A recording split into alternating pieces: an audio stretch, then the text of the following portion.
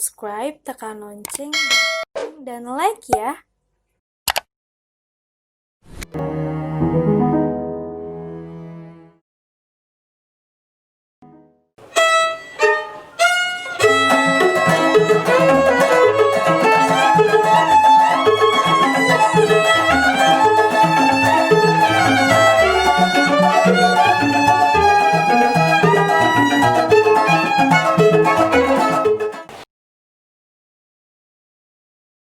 Teman-teman, hari ini kita hadir di Saung Hegar. Kita akan membicarakan atau akan ngobrol tentang sebuah polemik yang terjadi di Indonesia. Salah satunya adalah tentang ekonomi. Jadi pandemi ini kurang lebih sudah masuk ke 8 bulan lah ya, hampir setengah tahun lebih kita dicoba, kita diuji dengan segala macam jenis-jenis ujian lah ya, dari mulai kesehatan, kemudian dari mulai pekerjaan, kemudian yang berujung kepada rusaknya perputaran roda ekonomi di Indonesia. Nah, salah satu yang terdampak itu adalah kaum milenials. Nah, millennials ini range umurnya adalah dari yang lahirnya tahun 2000-an sampai ke yang lahirnya tahun 80-an sampai masuk ke tahun 2000-an awal. Nah, buat teman-teman yang udah ada di sini, kalau saya lihat nih, selamat datang semuanya. Selamat datang di Dialog Interaktif Peran Milenial dalam Mengelola Keuangan di Masa Pandemi. Saya Rinda Casni akan menemani teman-teman dan kita akan ngobrol-ngobrol bareng sama teman saya satu di sebelah kanan ada Amelia. Nah, ini adalah salah satu selebgram. Selain itu, sebelum kita mulai lebih jauh, saya mau membacakan ground rules yang harus dipatuhi oleh seluruh partisipan dalam dialog interaktif malam hari ini. Yang pertama, mohon kerjasamanya untuk seluruh peserta untuk mematikan mikrofonnya. Jadi kalau teman-teman mau bertanya atau mau berkomentar, silahkan chat di kolom chat yang ada di Zoom-nya masing-masing. Itu yang pertama. Jadi mohon bantuannya sekali lagi untuk seluruh teman-teman yang hari ini ganteng-ganteng, cantik-cantik, malam minggu ya kan, pada standby mau belajar tentang sesuatu yang berhubungan sama keuangan atau ekonomi. Nah, udah cakep-cakep, pinter-pinter, minta tolong untuk mute-nya dimatiin. Itu yang mute-nya dimatiin, mic-nya dimatiin. Itu yang pertama. Kedua, mohon bantuannya untuk tidak berkomentar yang kurang baik.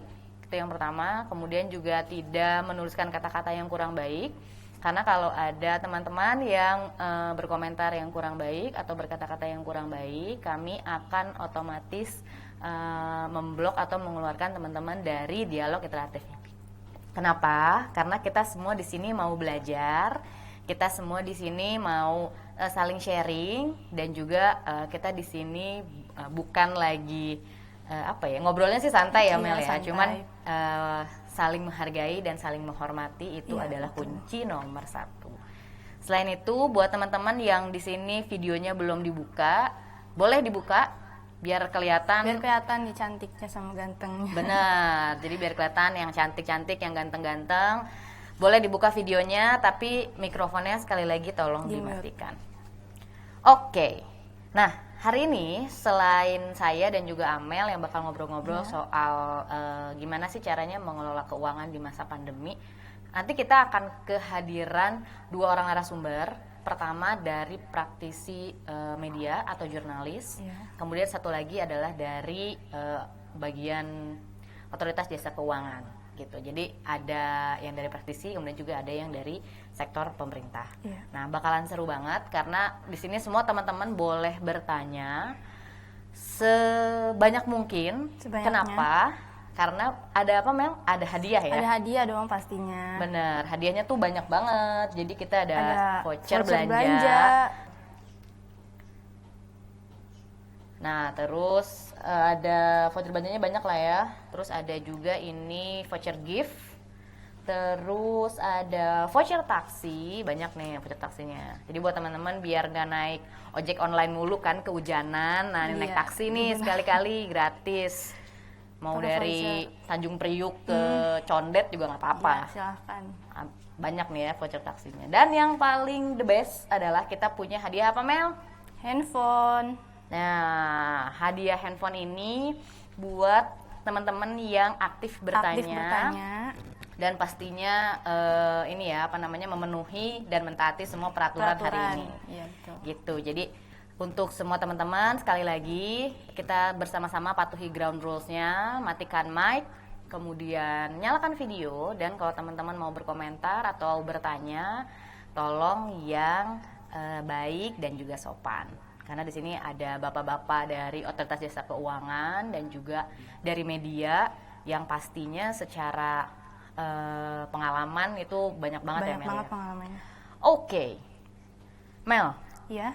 ini kan masa pandemi ini kan yang paling berasa itu adalah orang banyak banget jualan ya, Iya, jualan. ya kan? Iya. Teman-teman Amel ada yang jualan nggak? Banyak banget. Ada yang jualan di Instagram, sampai masuk ke Shopee. Terus snap WA itu pada jualan semua itu isinya. Makanan gitu Iya, ya? makanan, masker, baju, sama dan lain-lain lah. Kalau Amel jualan juga nggak? Kalau aku enggak. Nggak jualan? Enggak, belum. Beli tapi kan? Beli, Nah, nyoba ya? punya temen. Jadi emang salah satu yang bisa memperbaiki ekonomi kita di masa pandemi ini adalah kita nih yang masih lebih beruntung punya uang lebih, Iya. itu harus membantu teman-teman yang lain yang berjualan. Yang Minimal berjualan, belilah ya. Membeli, menyoba. Kalau nggak bisa beli pun support lah dengan Iya. share di Instagram Bantu apa segala macam. promosi. Iya benar, Iya. bantu promosi. Nah, aduh itu siapa yang mic-nya belum mute? Balkis boleh di mute nggak? Makasih. Oke, saya kayak ini ya, kayak guru SMA ya. Oke, tadi ngobrolin soal apa namanya banyak banget yang jualan. Iya. Terus ada juga nih teman-teman yang jualannya bukan berupa barang, Mel, tapi dia tuh kayak nawarin, misalkan ya, kan banyak banget tuh sekarang MLM yang kayak Iya. gitu-gitu kan. Ada beli madu lah, ya kan, terus beli apa lagi lah, kosmetik yang gitu-gitu Iya. kan. Pasti teman Amel juga banyak kan yang Ada kayak banyak. gitu kan. Nah, ada satu lagi nih jenis jual beli yang lebih kepada berinvestasi. Investasi. Nah, kemarin tuh temanku ada yang cerita, jadi Iya. dia itu katanya baru berinvestasi di salah seorang kawannya lah ya gitu. Dia naruh uang lumayan banyak, lebih dari 20 juta. Nah, tapi ternyata itu tuh investasinya nggak jelas gitu. Karena kan sekarang millennials ya terutama, Iya. itu kan sering banget ngobrolin soal saham. Benar. Ya kan? Karena kan kalau zaman dulu nih, mungkin zamannya om-om kameramen itu ya kan, itu kan nggak takut lah ya, saham tuh terlalu fluktuatif gitu, terlalu beresiko. Nah, kalau sekarang justru millennials ini ngejar-ngejar banget buat pengen tahu saham tuh kayak apa. Nah, terus juga dengan yang disebut pokoknya apapun dilakukan untuk cuan. Ya kan? Iya, untuk Menggandakan uang lah Uang, kasarnya. iya. Ada yang bahaya, namanya adalah investasi bodong. Amel tahu nggak, Mel? Tahu dong. Nah, itu apa tuh, Mel? Kalau di situ Mel kameranya, Mel. Investasi bodong itu pengolahan yang luar biasa di batas kewajaran, yaitu skema perekrutan yang berbuntut komisi dan juga menggiurkan para korban. Oke, jadi kalau misalkan nih ada aku, misal, Mel, kamu punya uang 10 juta nggak? Kalau misalkan kamu punya uang 10 juta, nanti kasih ke aku, besok bisa jadi 20 juta. Ya. Tapi nggak ngapa-ngapain. Itu sih mikir logika aja ya. Hmm. Kayaknya nggak mungkin. Nah, Soalnya kita nggak ngapa-ngapain, kita nggak melakukan usaha apapun, tiba-tiba dapet. nah itu dia. Iya. Jadi gitu ya, investasi bodong tuh nggak logis gitu Nggak ya. logis. Dan sebenarnya itu legal nggak sih? Legal sebenarnya. Kita harus ngecek ilegal atau enggaknya itu di OJK ya. Nah, itu dia. Jadi ini nih yang penting ini buat teman-teman millennials nih yang ada di sini. Ini banyak banget kan teman-teman nih di sini. Jangan pernah tergiur buat menggandakan uang. ya kan? Iya. Mau ke dukun kek, mau pakai tuyul kek, mau pakai apa kek, jangan please. Jangan. Karena nggak ada ya Mel ya? Nggak ada, emang nggak ada. Nggak akan ada ya kayak gitu nggak ya? masuk logika juga. Betul. Nah, kalau misalkan nggak percaya nih teman-teman, sebenarnya banyak banget cara atau hal-hal yang bisa kita pelajari dan bisa kita ketahui gimana sih caranya kita punya tabungan yang tabungannya itu bisa apa ya berbunga atau bisa semakin banyak lah gitu. Nah, untuk lebih jelasnya saya mau nyapa dulu nih salah satu narasumber kita. Iya. Yang pertama Pak Primandanu Febrian, maaf. Febrian. Pak Primandanu Febrian Aziz, Kepala Bagian Edukasi OJK. Selamat malam, Pak. Halo. Oh, ini mah Mas kali ya. Pak, aku mau nanya. Masih muda ya? Yang sebentar yang mau nanya, mohon jangan buka mic-nya. Kita belum ada sesi tanya jawab. Jadi kalau mau bertanya, silahkan langsung ketik aja di kolom, chat. Ya, yang mau bertanya silahkan ketik di kolom chat. Nanti pada saat sesi tanya jawab kita akan bacakan pertanyaannya. Oke, kita balik lagi ke Mas Primandanu. Panggilannya apa, Mas? Danu, Mbak. Oh, panggilannya Mas Danu. Oke, Mas Danu ini kalau saya lihat kurikulum vitae-nya lumayan dahsyat banget ya. Pernah sekolah di luar negeri, kemudian juga kayaknya di awal karirnya udah langsung megang banget nih di OJK. Sekarang jadi Kepala Bagian Edukasi di OJK. Mantap banget. Mas Danu ini millennials bukan? Alhamdulillah, Mbak. Tadi sempat agak apa sih dikirain tadi milenial definisinya lahir di atas tahun 2000. Ternyata direvisi di atas tahun 80-an, berarti masih masuk milenial, Mbak, berarti. Termasuk ya. Mantap, Alhamdulillah. Iya. Kalau misalkan di atas tahun 2000 saya juga nggak masuk dong berarti. Ya. Selenial. Milenial ya. Oh, sekarang Senior milenial. Sedap. Oh, pikir kolonial. Iya. Oke, Mas Danu, nanti Mas Danu kalau nggak salah akan memaparkan tentang apa sih itu investasi bodong dan bagaimana cara kita mencegahnya. Memang sebenarnya secara instan banget ya kalau kita lihat tuh apa yang disebut dengan investasi bodong itu kan selalu menggiurkan ya, karena kan menggandakan uang dengan cepat dan instan. Nah, tapi tahan dulu nih Mas Danu, karena aku akan nyapa. Ini adalah Mas Hatim Farabi. Beliau ini praktisi media dan juga jurnalis perbankan. Selamat malam, Mas Hatim. Malam, Mbak. Ya, apa kabar? Hai, sehat-sehat ya. Alhamdulillah sehat. Salam sehat semuanya. Mantap. Nanti mungkin Mas Hatim bisa juga sharing ke kita nih dan ke teman-teman millennials yang ada di room Zoom kita hari ini itu tentang apa yang harus kita antisipasi ya dari yang disebut dengan investasi bodong atau tanda-tandanya lah itu jangan sampai. Jadi Mas Danu tadi udah milenial, kalau saya berarti tadi yang dibilang Mas Danu, saya selenial berarti. Iya. Senior milenial. Yang penting jiwanya, Pak.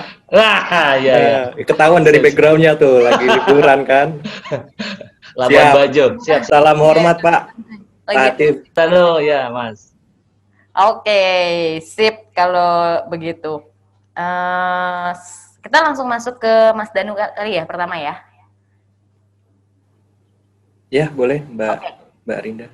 Oke Mas Danu silahkan kalau ada paparannya mungkin boleh dibantu teman-teman teknisi. Oke, makasih banyak Mbak Arinda.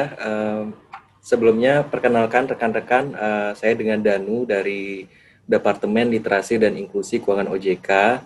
Sebelumnya saya ingin menyapa dulu nih rekan-rekan. Yang pertama yang kami hormati Ketua Komunitas HG Smart Bapak Heri Gagarin dan anggota komunitasnya.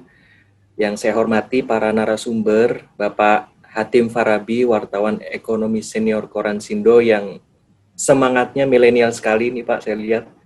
Dan juga Mbak Amelia Selegram ya. Dan juga Mbak Arinda Kasni selaku host, dan juga rekan-rekan saya dari OJK, Mas Dodi, Matufi, dan yang lainnya, serta rekan-rekan milenial nih, rekan-rekan milenial yang saya banggakan. Kenapa saya banggakan nih? Ini kan kita sebenarnya lagi weekend ya, malam minggu pula gitu, tapi rekan-rekan nih masih luar biasa meluangkan waktu untuk sama-sama kita sharing knowledge ya, sharing ilmu gitu, saling berbagi untuk lebih mengupas apa sih sebenarnya investasi ilegal itu. Sebelum saya masuk ke materi, saya juga mohon izin karena Kepala Departemen kami, Ibu Kristianti Puji Rahayu, yang sekiranya mungkin diundang untuk menjadi narasumber di acara kita pada malam hari ini, beliau berhalangan hadir dan oleh karena itu beliau mengamanahkan kepada saya untuk menggantikan beliau di acara malam ini. Anyway, saya sebenarnya menyiapkan materi, tapi sepertinya ini kayaknya suasananya akan lebih santai, akan lebih rileks kalau kita nih jadinya ngobrol ringan aja gitu, ngobrol santai, nggak perlu kayak formal banget, webinar di hari kerja gitu pakai PowerPoint atau apalah. Jadi setuju nggak Pak Tim nih, kita ngobrol-ngobrol santai aja lah gitu. Setuju Mas, Setuju kan? setuju. Sesuai dengan judulnya kan ngopi terus. Nah itu jadi ngopi, tapi masalahnya nggak ada kopinya nih. Oh, kalau aku ada, sorry. Oh, iya. Kalau aku ada nih. Ya udah juga udah siapin nih. Kita ngopi dulu ya. Ya, makanya saya backgroundnya juga saya sesuaiin nih, kafe-kafe gitu. Oh iya, kan. benar. Nah, kayaknya setuju lah, kita ngobrol-ngobrol santai aja, nggak usah kayak terlalu kaku banget ada materi, ada ini. Oke, pokoknya nanti anyway kalau misalnya saya ada yang kurang-kurang, Pak Hatim pastinya juga dengan segudang pengalamannya pasti nanti banyak sharing juga ke kita gitu. Tapi singkat cerita tadi, menarik sekali tadi isu yang dibahas ya. Sebelum kita bahas ke investasi ilegal sebenarnya, ini menarik. Topik keuangan ini selalu menarik. Tahu nggak teman-teman, kenapa topik keuangan itu selalu menarik? Kenapa Kak? Ya coba, kenapa? Ada yang volunteer nggak? Biar interaktif aja nih kita. Kenapa bahas uang tuh selalu menarik? Mana ada yang ada volunteer nggak? Coba satu-satu, coba kalau ada yang mau menjawab satu-satu. Kalian ngetes nih audiensnya beneran ada apa cuma? Ayo, ada satu orang aja deh. Kenapa bahas keuangan gitu, bahas uang tuh selalu menarik? Kayak nggak ada habisnya gitu. Tiap hari ada aja pasti yang bahas uang gitu. Assalamualaikum, saya Waalaikumsalam. Menurut saya, mengapa pertanyaan tentang uang itu menarik? Karena sehari-hari kita juga pasti yang namanya kehidupan kan berhubungan dengan uang. Karena menurut saya juga tentang uang itu hal yang sensitif. Udah sih, itu aja. Wah, makasih nih Mbak Endah Aprilia mewakili milenial. Kayaknya kalau ada hadiah nih layak dapat hadiah ini Mbak. Boleh nih dapat voucher taksi.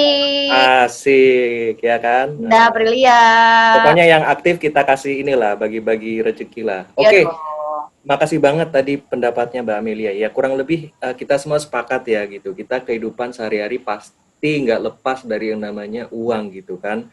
Mau kita apapun status kita gitu, mau kita pelajar, mau kita pegawai gitu kan, mau kita ibu rumah tangga gitu, pasti ada aja tuh yang namanya mungkin acara pakai bayar atau beli. Bahkan sekarang uang itu udah berkembang ya, sekarang formatnya uang elektronik.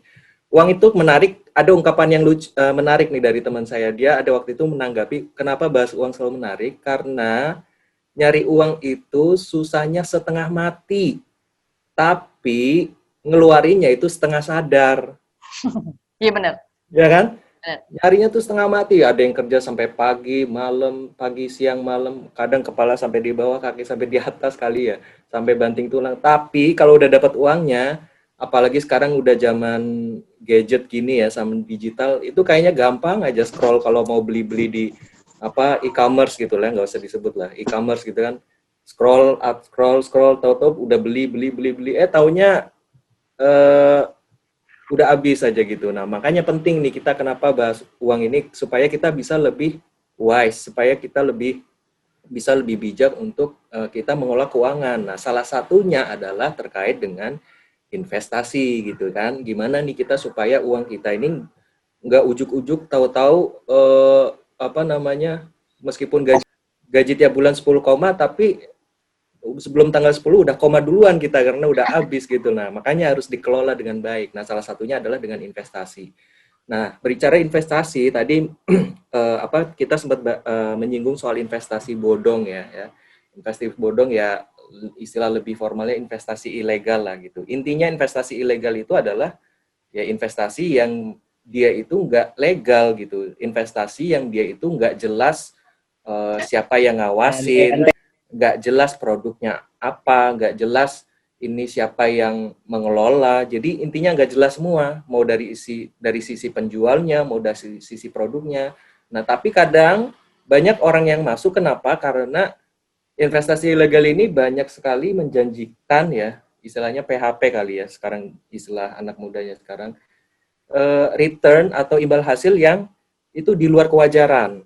Ada yang sampai misalnya nawarin bunga atau imbal hasil sebulan bisa 10%. Bayangin aja, itu udah melampaui sekali acuan, kayak misalnya kalau kita nabung di bank dan sebagainya. Intinya itu singkatnya. Jadi investasi ilegal adalah investasi yang dia itu sebenarnya nggak jelas siapa yang mengelola, secara lembaga badan hukumnya juga nggak jelas legalitasnya gitu, dan juga dia itu seringkali mengiming-imingi imbal hasil yang di luar kewajaran, jadi nggak logis. Nah, makanya di OJK ini ada campaign namanya 2L, legal dan logis. Ya, legal itu kita harus cek betul legalitasnya kayak apa, dan yang kedua logis, kita harus cek betul imbal hasilnya tuh masuk akal gitu. Itu mungkin Mbak Arinda singkat dari saya terkait untuk pembukaannya. Monggo nanti mungkin ada tambahan dari Pak Hatim untuk menambahkan. Oke, Mas Danu, ini banget ya, insightful banget gitu. Walaupun kita harus nge-switch nih dari yang tadinya Oke, dari yang tadinya mau serius gitu ngomongin soal gimana sih peran milenial dalam mengelola keuangan di masa pandemi, tapi karena hampir sebagian besar peserta kita ini kayaknya milenial banget gitu kan, jadi mungkin SMK, SMA ya? Iya, SMK, SMP, bahkan mungkin ada yang SMP gitu. Iya, ada. Jadi kayaknya bener sih, kita memang ngobrolnya mesti sambil santai. Iya santai. gitu ya, kayak interaktif. Serius. Lagi pula nih weekend lagi. Harus lebih santai lah istilahnya. Nah, Mas Danu, ini kan tadi aku sempat ngobrol sebentar kan tentang latar belakang Mas Danu di OJK. Nah, sekarang nih aku mau kasih lihat juga sama teman-teman itu siapa sih Mas Danu ini lebih dekat. Jadi kalau di layar teman-teman nih sebentar lagi kita akan lihat ini adalah kurikulum vitae dari Mas Danu. Oke, boleh tolong dibantu slide-nya. Udah terlihat teman-teman? Sudah Kak, sudah. Oke. Ini kita coba bacain ya. Ini luar biasa. Ini bisa jadi inspirasi buat seluruh peserta atau teman-teman yang ada di Zoom meeting hari ini. Jadi Mas Danu ini sekarang menjabat sebagai Kepala Bagian Edukasi di OJK. Pendidikannya S1 Fakultas Ekonomi dan Budaya ya Mas ya? FEB itu ya? Oh, bisnis. Ekonomi dan bisnis. Bisnis, ya. Yeah. Yes, betul. Ekonomi dan bisnis akuntansi UGM Yogyakarta. Kemudian S2-nya itu in Islamic Finance di Durham University. Wah, ini dahsyat banget. Pengalaman pekerjaannya di tahun 2010 bahkan saya aja belum lulus kuliah, Mas. Mas Danu ini udah menjabat sebagai Biro Pengelola Investasi, Badan Pengawas Pasar Modal dan Lembaga Keuangan, Bapepam LK. LK ini apa ya, Mas? Lembaga Keuangan. Oke. Staff itu, Mbak. Oke, kemudian di tahun 2013 sampai tahun 2017 ini di Direktorat Pasar Modal Syariah OJK. Nice. Kemudian di 2018 sampai 2019 di Departemen Riset Sektor Jasa Keuangan di OJK juga, dan tahun 2020 itu menjabat di Departemen Literasi dan Inklusi Keuangan OJK. Nah, ini agak sedikit out of topic, nggak apa-apa ya Mas Danu ya nanyanya ya? Boleh. Mas, kenapa sih tertarik di dunia keuangan? Saya nanya balik sekarang. Kalau tadi kan Mas Danu nanya kan, kenapa orang tertarik sama keuangan? Yeah. Sekarang saya nanya balik. Kenapa Mas Danu dari S1, S2, kemudian awal karir udah langsung masuk di pengelolaan investasi bahkan ya? Kayaknya memang kalau aku lihat dari pekerjaannya lebih banyak ke investasi, pasar modal, kemudian riset juga. Itu kenapa tuh Mas Danu? Kalau boleh cerita, biar teman-teman di sini nih pada terinspirasi gitu loh. Cita-citanya nggak cuman jadi yang common aja gitu. Jadi tapi ada bagian-bagian yang lebih seru. Boleh ceritain nggak Mas Danu? Ya, oke, makasih Mbak Arinda. Ya, saya malu sebenarnya di CV saya ada di share ini ada Pak Hatim juga yang pastinya udah lebih sangat mungkin nggak muat satu slide ya, saking banyak pengalaman sama ilmunya. Yang jelas ya kenapa saya tertarik ke dunia keuangan, ya mungkin nggak tahu ya, pertama kali mungkin ada faktor dari orang tua juga, orang tua soalnya juga backgroundnya lebih banyak di bidang keuangan gitu kan, dan juga saya sendiri dari mulai memasuki dunia kuliahan gitu, atau pas SMA itu udah emang tertarik yang namanya akuntansi gitu, kayak bikin jurnal kayak gitu segala macam gitu. Nah itu udah ada ketertarikan, jadi udah dari passion ya mungkin ya. Nah terus mulai masuk dunia kerja tuh semakin terasa kayaknya manfaatnya, dalam artian kayaknya kita dengan paham keuangan itu kita kayaknya bisa quote unquote contribute something gitu untuk orang lain, dalam hal misalnya kita mengedukasi mereka gitu, memberikan pemahaman yang benar bagaimana sih kita mengelola keuangan dengan baik kayak gitu segala macamnya. Jadi dari nilai itu istilahnya kenapa itu menjadi semacam faktor pendorong ya, supaya kita bisa lebih banyak memberikan manfaat. Karena faktanya Mbak Arinda, mungkin teman-teman juga sudah sering dengar ya, kita di OJK ini secara berkala tiap 3 tahun sekali itu melakukan yang namanya Survei Nasional Literasi dan Inklusi Keuangan, ya, disingkat biasanya SNLIK. Nah itu dari tahun 2013, 2016, dan terakhir 2019 itu kita secara berkala itu di level nasional itu kita melakukan survei. Intinya surveinya adalah itu mengukur, yang pertama adalah terkait tingkat literasi keuangannya. Literasi keuangan itu kita bicara tentang bagaimana sih pemahaman orang di bidang keuangan itu sudah sejauh apa gitu kan.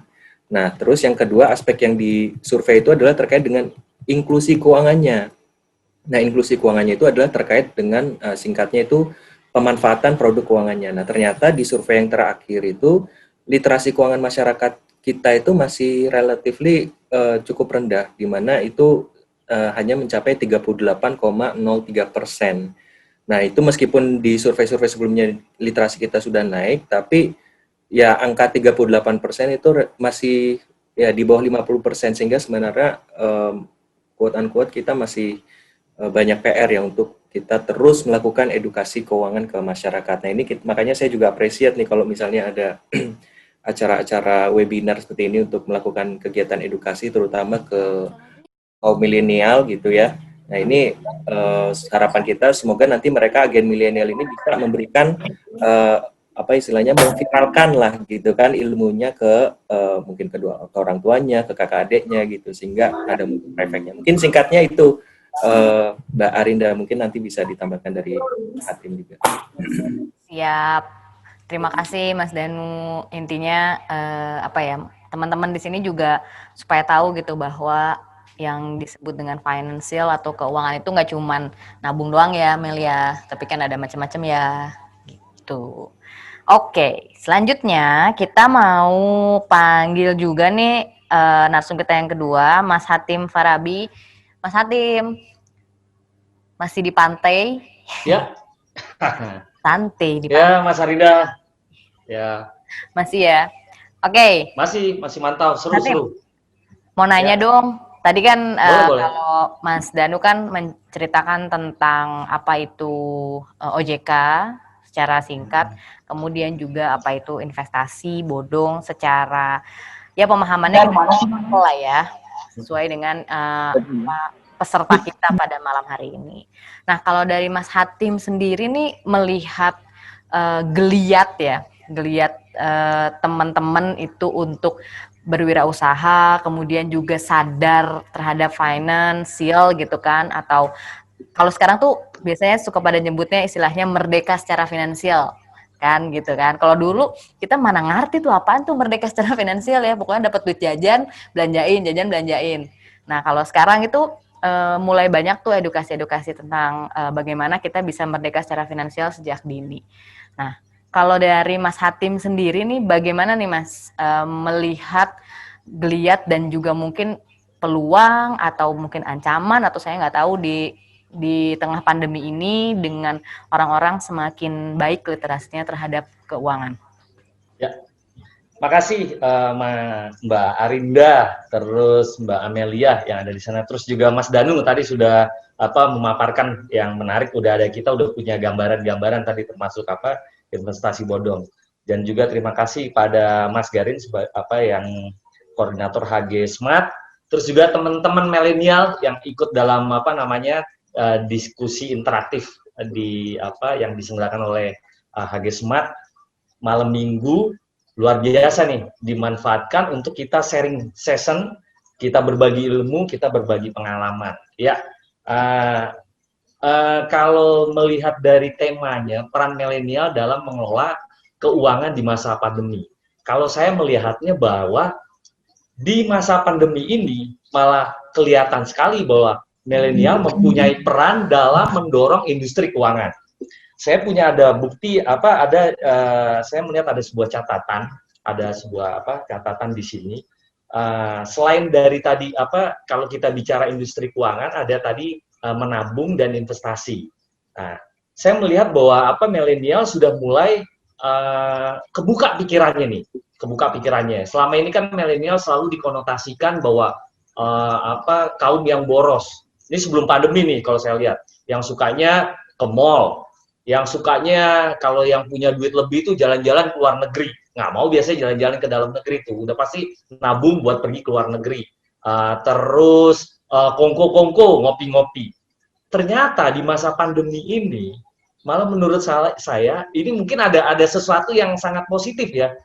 Milenial memberikan atau mendorong industri keuangan, terutama investasi. Saya mencatat dalam ada namanya PT Custodian Central Effect. Custodian Central Effect itu mencatat bahwa selama masa pandemi ini itu yang berinvestasi di saham itu meningkat dan hampir sekitar 60% atau 80% itu merupakan kaum milenial. Mereka menabung, mereka berinvestasi. Di luar yang menabung ya, kalau menabung pasti naik. Tapi yang berinvestasi, nah itu artinya bahwa ternyata kesadaran milenial untuk berinvestasi itu tinggi. Dan masa pandemi dijadikan sesuatu dijadikan sesuatu untuk bergerak positif. Nah, ini yang menurut saya sesuatu yang sangat sangat menarik nih. Dan saya sih berharapnya setelah masa pandemi berakhir, ini jangan sampai ngedrop lagi nih. Tapi setidaknya terus berlanjut. Terus bagaimana sih sebenarnya cara berinvestasi yang benar tadi sudah dijelaskan oleh Mas Danu, termasuk jangan sampai nih kita kena nih dengan terjerembab di investasi bodong. Sebenarnya saya pernah dulu tuh ada kiat-kiat kita kalau untuk memulai sesuatu untuk berinvestasi itu seperti apa sih? Kita mulai dulu dari menabung. Menabung dulu. Kalau udah cukup menabung, ada duit lebih lagi, baru kita masuk ke investasi. Investasi itu yang menarik apa sih? Investasi itu yang menurut saya yang menarik nih bagi teman-teman milenial. Pertama, jangan langsung yang berat-berat dulu. Menabung aja di reksadana. Reksadana sekarang udah bisa tuh, reksadana 100.000 tuh udah bisa. Kalau dulu-dulu tuh zaman tahun 2000-an awal itu masih besar, paling kalau nggak salah sekitar 5 juta deh, nanti bisa dikoreksi deh sama Mas Danu deh. Kalau sekarang itu udah bisa retail, jadi seperti kayak menabung. Jadi investasi itu udah seperti menabung. Nah, nanti kalau udah punya duit lebih lagi, udah ada tabungan, udah ada reksadana, terus pengen menantang lagi, ya baru dia main di saham. Tapi kalau menurut saya sih kalau untuk kaum milenial terutama nih mahasiswa lebih enak mencoba dari menabung maupun setelah menabung terus mencoba reksadana. Saya pernah tuh nanya-nanya ke teman-teman kuliah, kadang saya suka iseng teman-teman ini. Kalian kalau misalkan punya duit lebih biasanya kalian apakan? Ada nih beberapa mahasiswa yang saya tanya, Om, saya mah sekarang ini Om, saya taruh di reksadana. Loh, kamu tahu reksadana? Oh tahu Om, saya lumayan saya taruh 100.000. Nah, itu kan menarik. Terus apa namanya, selain tabungan tadi ya, dia dia dikit-dikit. Itu gimana kamu cara ini reksadana? Saya paling ini Om, selama masa pandemi ini kan saya kebetulan kuliahnya kan ini pakai Zoom. Jadi saya nggak ngeluarin duit, makanya saya pakai tuh. Terus apa yang kamu inginkan untuk ini? Kan saya punya cita-cita mau pengen jalan-jalan Om, pergi ke Bali atau apa. Nah, artinya itu juga salah satu pembelajaran bagi teman-teman milenial. Kalau untuk melakukan sesuatu itu ya berarti kita harus menabung dulu atau kita berinvestasi. Emang beda sih ya dari kelompok kalau saya ini kan sebenarnya generasinya generasi X. X itu yang kelahiran di bawah 80. Itu bedanya dengan teman-teman yang milenial yang kelahiran 80 seperti Mas Danu, Mbak Arya dan Arinda dan Mbak Amel. Emang ada perbedaan nih sebenarnya antara tiap generasi ini. Kalau di saya kan generasi yang ibaratnya itu masih jadul. Kalau teman-teman milenial itu udah mulai mengenal teknologi. Artinya juga dari sisi perilaku, tingkah laku, apapun pasti beda. Teman-teman yang kelompok milenial ini kan kalau yang saya lihat ini karena dia sudah terbuka informasinya, jadi mereka ini punya pemikiran yang menurut saya sangat luar biasa. Nah, itu tinggal bagaimana kita memanfaatkan ke hal-hal yang positif. Saya melihat bahwa sekarang teman-teman milenial luar biasa kok. Kalau disinggung tadi bahwa nggak hanya investasi, banyak juga yang berusaha ya berbisnis. Saya lihat banyak banget teman-teman yang mulai berusaha. Saya lihat di Instagram, memanfaatkan Facebook, itu saya lihat kebanyakan teman-teman milenial. Nah, kalau Indonesia mau maju ke depan, saya pikir emang teman-teman tuh harus mulai berpikir positif ke sana. Harus berpikir bagaimana kita berinvestasi dari awal, sehingga nanti di hari tua kita tinggal merasakan ininya. Saya kalau analogikan teman-teman biasanya nih, kalau yang suka pergi ke Bali atau pergi piknik ke Borobudur yang banyak turisnya, kita suka ngeliat tuh orang-orang tua ya, bule-bule, masih suami istri datang ke sini. Itu karena faktor apa? Mereka udah dari mudanya mereka melakukan investasi, menabung, asuransi, sehingga di hari tuanya mereka merasakan ininya hasilnya. Mas udah tua, punya duit lebih dari asuransi, dari reksadana, dari tabungan, mereka bisa keliling-keliling dunia. Tadi kan katanya milenial itu bisa nabung di reksadana ya? Ya. Reksadana itu apa sih, Pak? Nah, kalau reksadana itu nanti silakan ntar Mas Danu yang tambahin ya, karena Mas Danu yang lebih dari sisi ininya. Reksadana itu jadi gini, itu berupa produk investasi.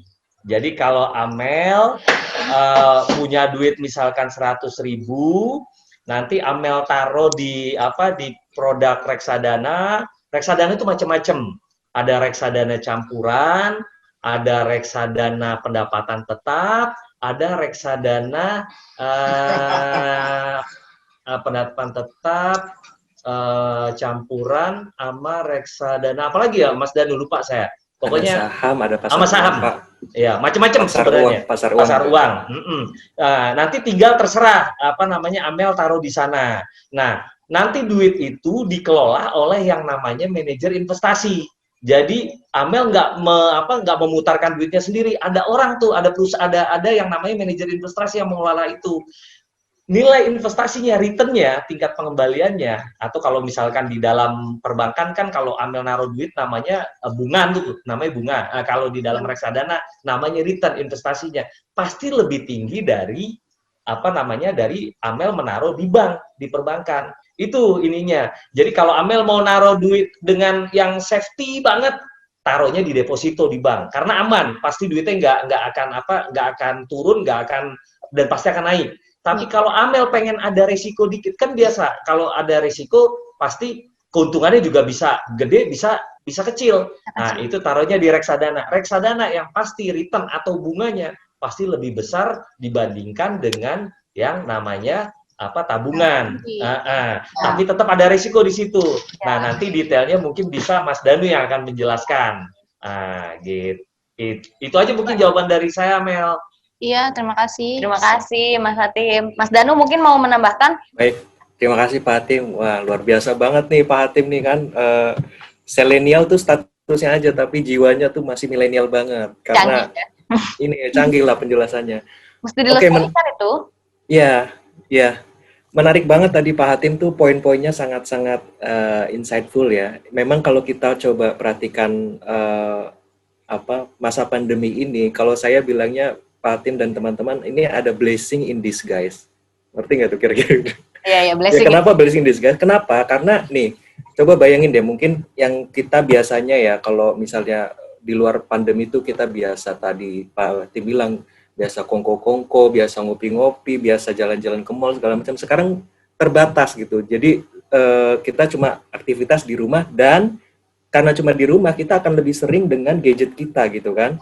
Nah, ini dampaknya itu bukan hanya mungkin dari sisi sektoril, mungkin orang jadi lebih banyak belanja secara online ya, tapi secara investasi yang tadi di raise sama Pak Hatim itu juga berdampak sekali. Saya kasih contoh misalnya dari sisi saham aja ya, di pasar modal tadi Pak Hatim udah sempat raise isunya itu ada peningkatan transaksi baik dari sisi jumlah maupun volume ya, di mana di kuartal 1 itu kita bisa sampai ada 27 kali transaksi, di kuartal 2 itu 34 juta kali, sehingga ada kenaikan hampir 20%.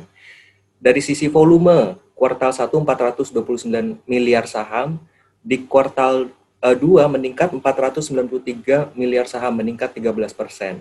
Dari sisi jumlah investornya, ya tadi juga sempat di raise juga oleh Pak Tim, kita ini mengukurnya melalui yang namanya SID, Single Investor Identification. Itu di tahun 2019, di akhir tahun 2019 sebelum pandemi itu jumlahnya 2,5 juta SID. Nah ini per akhir September kemarin itu meningkat jumlahnya 3,3 juta SID akunnya, sehingga ada kenaikan sekitar 33%. Nah ini kalau kita mau lihat lebih detail lagi produknya, misalnya dari sisi misalnya ada namanya tadi di luar saham reksadana, ada sebenarnya juga instrumen fixed income namanya, pendapatan tetap. Itu baik berupa obligasi, ya obligasi itu basically surat utang, baik itu diterbitkan negara maupun korporasi. Ada juga yang skemanya tuh syariah, ya karena background saya sempat ambil keuangan syariah, itu namanya sukuk. Sukuk itu basically sama obligasi juga gitu, tapi dia obligasi syariah. Nah, itu belum lama ini negara itu menerbitkan yang namanya obligasi retail. Maksudnya obligasi yang bisa dibeli secara investor individu, investor retail gitu ya. Di mana di masa pandemi ini, ORI seri ke-17 itu waktu itu pecah rekor penjualan sepanjang sejarah, mendapatkan 18,3 triliun. Dan investor yang ikut itu sekitar 42.000 investor, di mana 56%-nya itu adalah investor baru dan 43%-nya adalah investor milenial. Tepuk tangan dulu dong buat milenial nih, luar biasa banget kan. Nggak cuma itu, dari sisi tadi yang ada juga dari sukuk retail seri 13 itu pecah rekor sampai 25 triliun dan investornya mencapai 44.000 investor. Jadi kayaknya nih kalau nanti ini di ke depan ya, kita berharap pandemi segera berakhir. Kalau milenial ini tetap istiqomah bahasanya ya untuk satu investasi gitu ya. Saya yakin nanti milenial itu bukan cuma jadi milenial tapi nanti bisa jadi miliuner gitu loh. Amin. Setuju nggak Pak Tim? Amin gitu kan. Nah tadi sedikit nambahin juga dari yang disampaikan Pak Tim. Sekarang saya minta teman-teman buka gadgetnya ya, buka platform e-commerce-nya. Ya, buka platform e-commerce-nya. Itu kalau nggak, ya saya sebut merek lah ya. Coba cek di Bukalapak sama Tokopedia, itu udah ada namanya fitur reksadana. Dicek lah. Kalau di Bukalapak tuh buka reksa namanya kalau nggak salah. Kalau di Tokopedia tuh ada reksadana. Believe it or not, itu investasinya bisa mulai dari 10.000. Jadi receh banget kan? Ya. Kan 10.000. Receh tapi investasinya nggak kaleng-kaleng gitu lah istilahnya gitu loh. Jadi itu biasanya untuk pemula itu reksadana yang ditawarin di e-commerce itu pasar uang, model pasar uang. Tadi Pak Hatim udah sebut juga macam-macam gitu jenisnya reksadana. Jadi udah gampang banget sebenarnya kalau mau kita investasi, udah reachable banget secara istilahnya nominal. Jadi sebenarnya nggak ada alasan buat kita tuh untuk nggak mulai berinvestasi. Mungkin itu sedikit dari saya Mbak Arinda. Siap. Terima kasih Mas Danu dan juga Mas Hatim. Nah sebelum kita lanjut lagi, nanti aku akan buka sesi pertanyaan ya, Mel ya. Nanti Amel juga akan bantu bacain pertanyaan. Tapi sebelumnya kita mau terima kasih dulu nih sponsor yang sudah support kita di dialog hari ini atau di ngobrol-ngobrol malam ini ya, Mel ya. Yang pertama ada Bank BNI, kemudian juga ada Garuda Food, kemudian juga ada Ngopi Hegar, dan yang terakhir adalah HG Smart. Betul. Tanpa mereka kita nggak ada di sini nih, teman-teman juga nggak akan dengerin dari Mas Hatim, kemudian juga Mas Danu. Ya. Dan terima kasih juga untuk Mas Danu yang udah dari OJK ya, yang udah luar biasa menjelaskan, dan juga Mas Hatim. Nah, sebelum kita masuk ke sesi tanya jawab, kita akan lihat dulu video tentang investasi bodong dari timnya Mas Danu. Ini dia.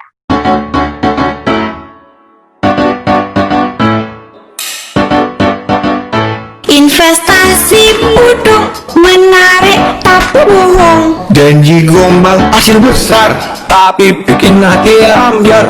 Contohnya skema ponzi, Piramida money game harus hati-hati. Ingat selalu tips ini. jangan lupa 2L, Legal logis, legal logis. cek legalitasnya ke OJK. Sudah terdaftar atau tidak? Apa hasilnya masuk logika? Masa uang kecil jadi luar biasa. Investasi bodong, Ya pasti bohong.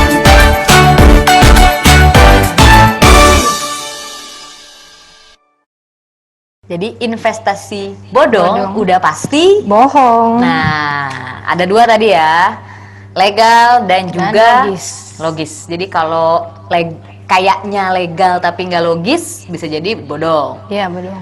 Terus kalau nggak legal tapi logis, bisa jadi bodong juga. Bodong juga. Pokoknya dua-duanya harus memenuhi syarat ya, Mas Danu ya, legal dan juga logis. 2L.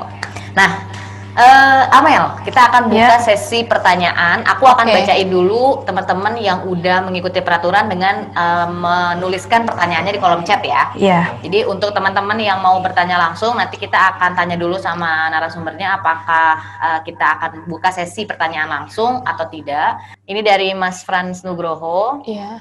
Mohon izin bertanya sedikit saja. 1. Di masa pandemi ini pendapatan cenderung menurun, sedangkan pengeluaran lebih tinggi. Jika keadaan seperti ini, apakah bijak jika menutup kekurangan dan investasi deposito dan atau saham dan lain-lain?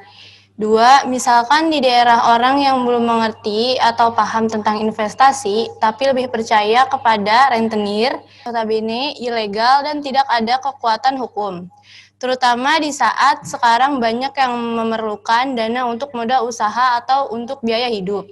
Bagaimana mengubah habit atau kebiasaan mereka? 3. Investasi apa yang cocok untuk kaum milenial khususnya di masa pandemi ini? Oke. Ini Mas Frans Nugroho pertanyaannya bagus banget ya. Iya. Mungkin dari Mas Hatim dulu kali ya. Mas Hatim boleh dibantu untuk dijawab, Mas? Oke, saya catat dulu tadi umur 16 tahun. Ya, sebenarnya kalau untuk menabung itu jangankan dari yang 16 tahun, dari kecil pun, dari TK pun udah boleh, udah harus sebenarnya. Contoh nih, kayak contoh anak saya ada yang SD, itu sudah saya didik, itu dari kelas 3 SD dia nabung, dan nabungnya di BNI pun juga punya, BNI Junior, hampir semua perbankan di Indonesia itu ada tabungan-tabungan pelajarnya. Kalau dulu waktu zaman saya kecil, itu dulu ada namanya Tabanas, kita nabungnya dulu di kantor pos, jadi udah dididik. Nah, menurut saya usia dari kecil itu bagus. Juga ada dulu yang namanya, kalau kita dilatih nih sama orang tua kita, nabung di celengan, ya kan? Tapi kalau celengan kan resikonya tinggi, ya kan? Nanti entah diambil orang atau ada yang jahil seperti itu kan, itu ngeri kan, takut. Nah, lebih bagus kita nabung di bank karena aman, safety. Banyak kok produk-produk perbankan khususnya untuk pelajar maupun mahasiswa itu sekarang udah gampang, dan biasanya mereka ini nggak akan dikenakan bunga tiap bulannya gitu. Emang sekarang ini lagi tren sebenarnya pinjaman online itu juga marak tuh.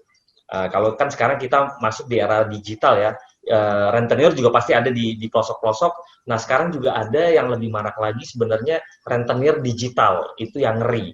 Nah itu pun juga harus dilihat tadi yang dibilang oleh Mas Danu tuh, legalnya itu harus dilihat apakah terdaftar atau enggak, ya kan? Kalau terdaftar, nah itu masih bisa dilihat. Tapi kalau saya dari sisi praktisi, hati-hati dengan pinjaman online. Hati-hati, karena biasanya bunganya tinggi, bunganya besar. Kalau menurut saya tidak terlalu menyarankan kalau kita untuk meminjam itu ke rentenir maupun ke ini digital. Nah, itu terus investasi yang cocok untuk kaum milenial apa? Tadi sudah saya jelaskan. Untuk investasi awal lebih bagus kita di reksadana, maupun tadi dibilangkan fixed income yang tadi yang dijelaskan oleh Mas Danu, itu juga bisa kita beli surat utang, baik surat utang surat utang negara maupun surat utang syariah atau yang disebut sukuk tadi, karena sudah bisa belinya secara retail tadi. Kalau dulu enggak, sekarang udah boleh beli retail. Retail saya nggak tahu deh Mas Danu nanti per ininya satu retailnya itu berapa? Apakah 500.000 atau 100.000 pecahannya, itu udah murah. Surat utang itu artinya apa? Kita membantu, sama aja kita membantu pemerintah. Pemerintah menerbitkan surat utang untuk membiayai operasional atau membiayai operasional negara ini. Ya, dengan cara apa? Dia menerbitkan surat utang, dibelilah oleh rakyatnya, nanti negara yang akan bayar bunganya sesuai dengan jangka waktu yang sudah ditentukan. Mendorong atau kita membantu negara kita ini untuk membangun. Itu sih dari saya, mungkin Mas Danu nanti akan menambahkan. Mas Danu mungkin boleh ditambahkan lagi atau ditebalkan lagi soal tadi. Oke, makasih Mbak Rinda, makasih Pak Hatim. Jadi menarik sekali ya tadi apa yang disampaikan Pak Hatim, betul sekali. Jadi mungkin saya jawab yang pertama tadi terkait menabung ya. Jadi 16 tahun bisa menabung, bisa banget gitu. Karena kita di OJK gitu bersama rekan-rekan PUJK ya, pelaku usaha jasa keuangan itu, kita ada namanya produk generik ya, namanya Simple, simpanan pelajar. Saya perkirakan 16 tahun ini masih pelajar kan ya, sekitar SMP atau SMA lah gitu kan. Ada namanya Simple, jadi simpanan pelajar. Ya, jadi nanti yang tadi penanya bisa langsung ke bank aja ya, pakai tipsnya Pak Hatim tadi, tanya ke banknya, ada nggak tabungan untuk pelajar itu. Nah itu intinya itu tabungan yang memang didesain untuk siswa ya, untuk mereka mulai menabung. Dan fitur-fiturnya itu lebih sederhana gitu, dari sisi biaya, dari sisi setoran awal, itu kalau nggak salah cuma 5.000 itu udah bisa nabung gitu. Setoran selanjutnya juga cuma 1.000 gitu, saldo minimumnya cuma 5.000 gitu, nggak ada biayanya, biaya admin segala macam. Jadi ada maksimum usia yang dia bisa masuk ke tabungan Simple itu. Jadi dari sisi fiturnya itu udah sangat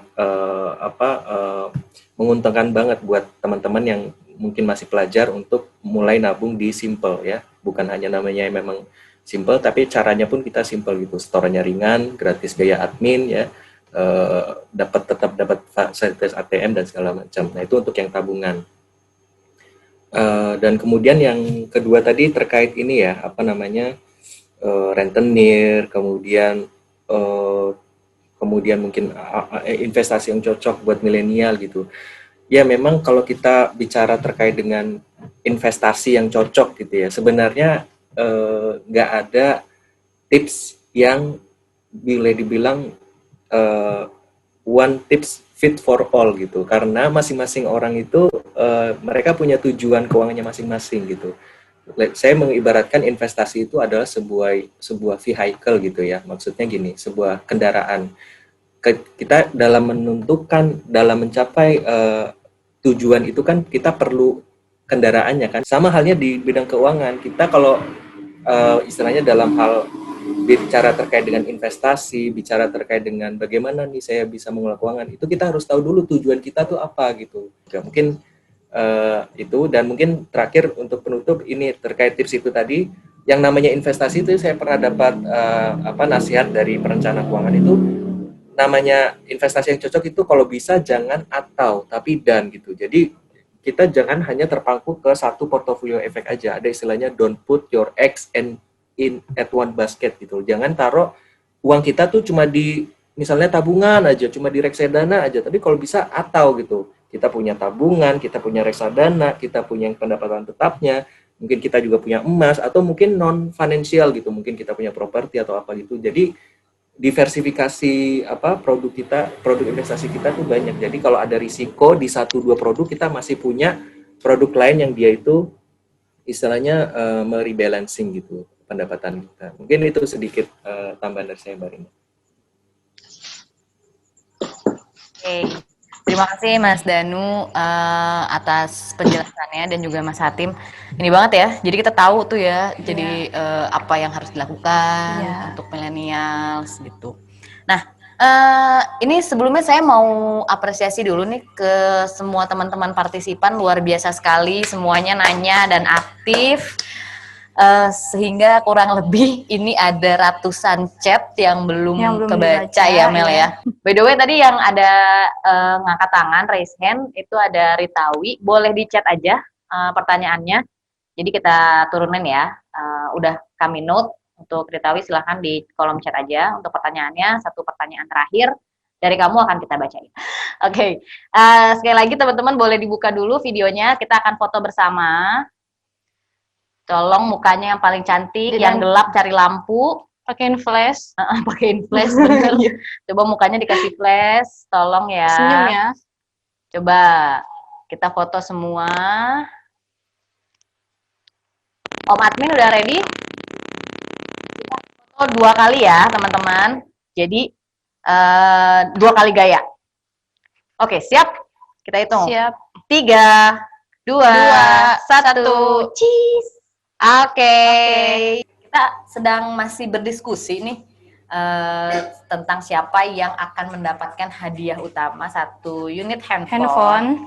Ada apa lagi Mel hadiahnya? Ada voucher belanja senilai Rp100.000 ya. Rp100.000 ya. Lumayan banget. Lumayan ya, banget buat cemilan di rumah. Iya, ada 2 orang nih yang dapat nanti. Terus ada apa lagi Mel?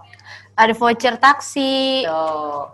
Ada 9 voucher taksi buat teman-teman biar bisa keliling-keliling kota Jakarta. Iya, yang mau pergi-pergian ya bisa digunakan. Oke. Nah, tapi Mel, buat semua teman-teman nih kalau yang kita lihat ya kurang lebih hampir sekitar 60, hampir 70 orang nih yang ikut malam hari ini di dialog interaktif peran millennials di masa pandemi. Itu bakalan dapet apa Mel? Hadiah khusus dong. Iya, jadi buat teman-teman nih yang nggak dapat hadiah ini, jangan khawatir karena semua teman-teman atau semua partisipan yang sudah ikutan di dialog malam hari ini akan mendapatkan hadiah khusus dari Hagesmart. Nah, mantep banget ya. Dan pastinya semua hadiah ini tidak akan ada tanpa dukungan dari sponsor kita. Iya. Yang pertama ada Bank BNI. Kemudian juga ada Garuda Food, ada Ngopi Hegar, dan terakhir adalah Hagesmart. Nah, itu dia. Oke. Untuk yang, kita mau bacain dulu siapa yang mendapatkan hadiah. Ini yang pertanyaannya bagus-bagus ya, teman-teman ya. Oke. Hore, dapat. Belum. Kita akan bacain 1 pemenang Hadiah utama. Hadiah utama ya. Oke. Pemenang hadiah utama yang mendapatkan 1 buah handphone adalah siapa Mel? Enda Aprilia. Yeay. Selamat Enda. Assalamualaikum semua, saya Amelia Ramadhani yang mewakilkan milenial. Saya akan memberi hadiah untuk pemenang utama Enda Apriliani, dan hadiah utamanya sebuah handphone dan sebuah voucher taksi. Langsung aja yuk.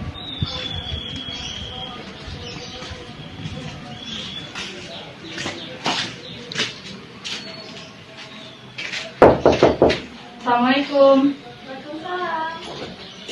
Halo Indah, selamat ya. Kenapa ya? Ini Indah, hadiahnya terima ya. Alhamdulillah, terima kasih banyak Amelia. Bagaimana perasaannya? Rasanya alhamdulillah sekali saya mendapatkan door prize dari HG Smart yang sangat bermanfaat tentunya. Dengan HP ini akan saya pergunakan sebaik-baiknya untuk disuruh sekolah dan juga yang lainnya. Kebetulan HP saya yang ini juga udah rusak sih, makanya Pesan dan pesannya apa? Setelah mengikuti acara ini.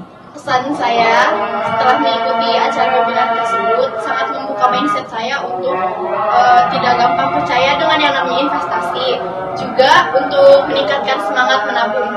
Kemudian juga terima kasih banyak kepada para narasumber kasih kita. Ada Om Hatim, jurnalis senior, praktisi media yang luar biasa sekali malam hari ini.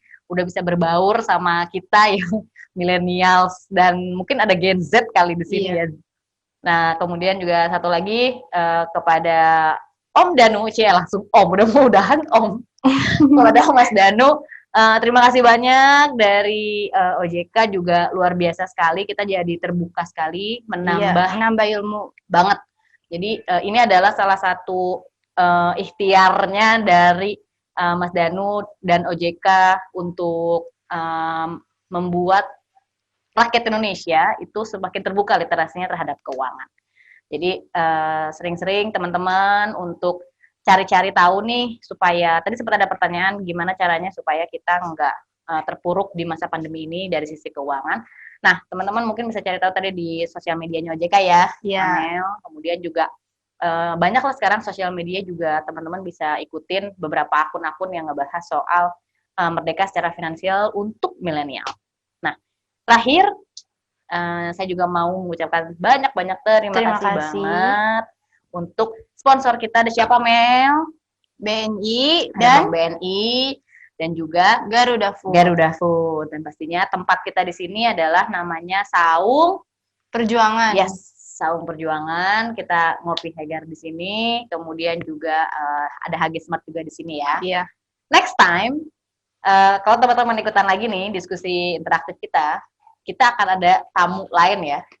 Mang Uyeng. Mang Uyeng. Nah, siapakah itu Mang Uyeng? Nah, makanya tonton terus dialog interaktif kita di Saung Perjuangan bersama Ngopi Hega dan juga HG Smart. Terima kasih kepada dua narasumber kita, Mas Hatim dan juga Mas Danu. Terima kasih. Sampai jumpa di Ngopi Hegar selanjutnya. Ngopi Hegar adalah Ngopi Hegar, ngopi hebat dan segar. bye-bye. Saya Casni dan Saya Amelia. pamit undur diri. Assalamualaikum Warahmatullahi wabarakatuh. Bye-bye.